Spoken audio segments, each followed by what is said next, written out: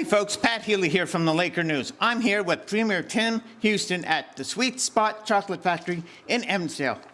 We're going to ask him a few questions quickly. We wish we had more time, but he's a busy man and he has other stops here in East Hants to make. So the first question is, why was it important for you to come to Hants East with MLA John A. McDonald to visit some businesses? Because I get the chance to chat with you. Oh.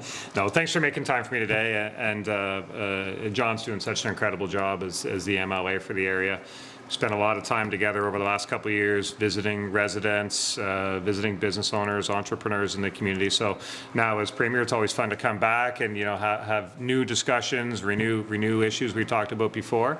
But it's a great part of the province. There's a lot of good things happening here. We're having a great day. All right. The second question is, residents of Lance are worried about information they're hearing regarding the tender for the Hydes Bridge, which TRR has told me in the past was going to be already out and work was going to be done by the end of the year. No work has happened yet, and word is that the tender might have come in over budget.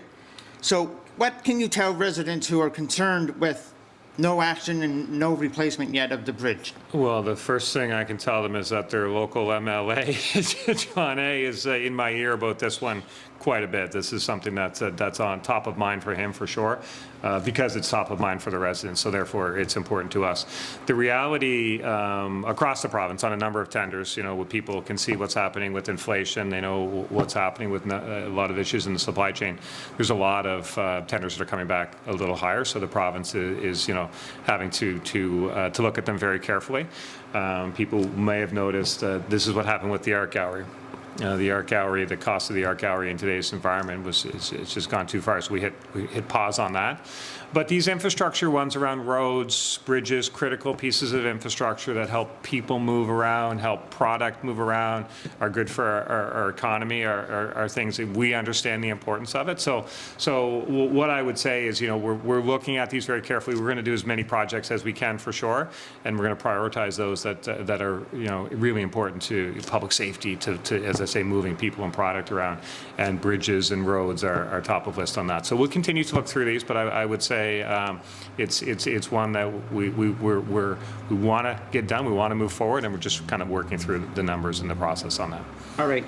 Nathan McKinnon and the Avalanche won the Stanley Cup. Are you going to be going to the Stanley Cup parade when it comes to Halifax? I sure hope to, man. I sure hope to. I mean, the congratulations, of course, to Nathan and his leadership role leading the team really to the Stanley Cup. As a number of Nova Scotians have done before, that Stanley Cup here has been to Nova Scotia a number of times. Of course, Sidney Crosby, John Sim, Colin White, just to name a few. John Sim's one of my neighbors, and Pictou County proud there with John and Colin bringing the Stanley Cup home. But certainly Nathan winning the Stanley Cup is such a big thing. I definitely hope to be there for that day. All right, and I obviously have to get a question in about Fall River. So residents of Fall River have told me they've been calling on you as Premier and the Nova Scotia Environment and Climate Change Minister, Tim Hallman, to step in and stop the proposed development for the car farm that will see sewage and treated effluent put into Lake Thomas.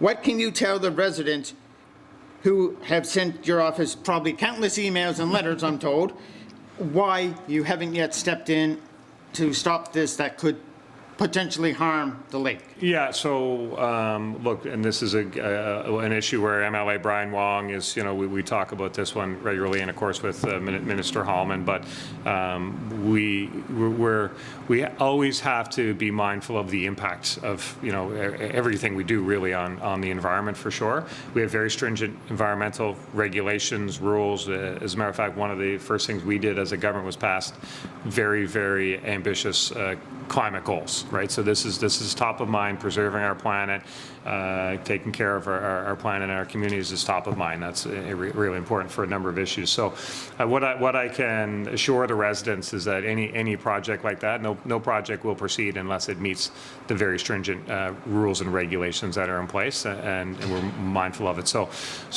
they should hopefully, trust is earned. It's not just given. So, but hopefully we'll be able to earn the trust that, these projects are reviewed very carefully to make sure that they meet the requirements that the standard has for the province.